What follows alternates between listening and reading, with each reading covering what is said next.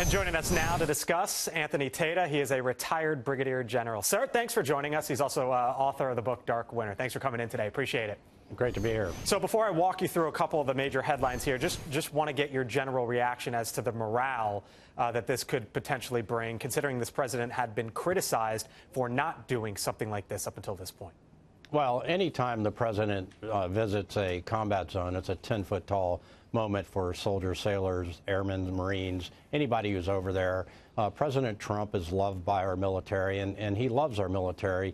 And I think it's important that he visit at this time because he has announced a major strategic shift in policy by withdrawing troops, ordering the withdrawal of troops from Syria.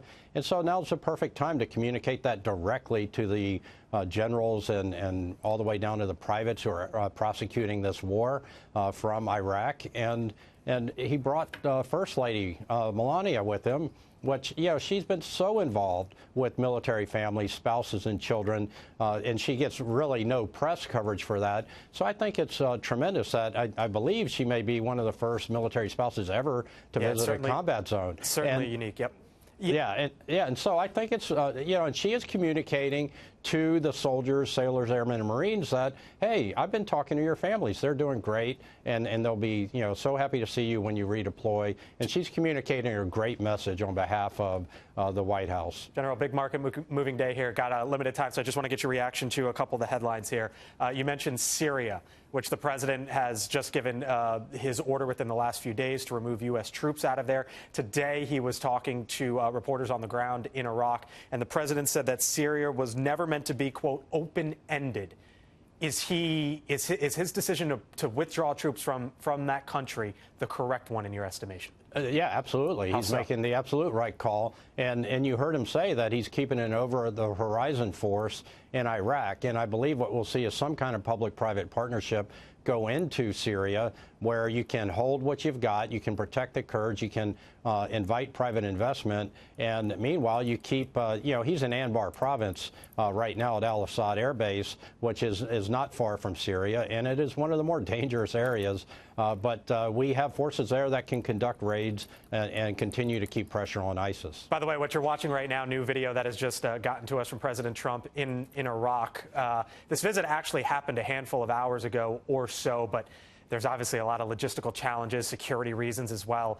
So we are just getting these first images, as you can see there on the left side of the screen. As far as Iraq goes, General, the president saying today that he wants to keep troops in that country. There's still about U.S. troops. There's still about 5,000 people might forget inside Iraq because he said that troops can attack ISIS from that point, quote, so fast and so hard that they won't know what the hell happened. Is it possible that we could still be effective in Syria, which is where ISIS has a stronghold on the eastern side, whatever is left, with troops in Iraq? Yeah, absolutely. It's all about intelligence and communications, having boots on the ground.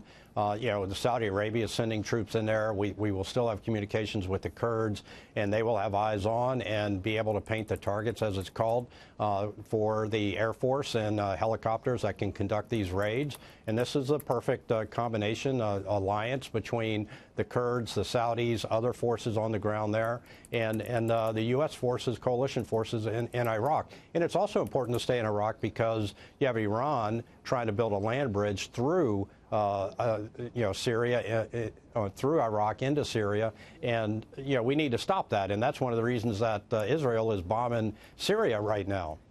General, real quickly, the future of U.S. troops in Iraq looks like what? You know, I think it's about a 3,000 to 4,000 strong logistics, combat force. So some sort of a drawback from 5, maybe pull out 20–30% of the troops that are there?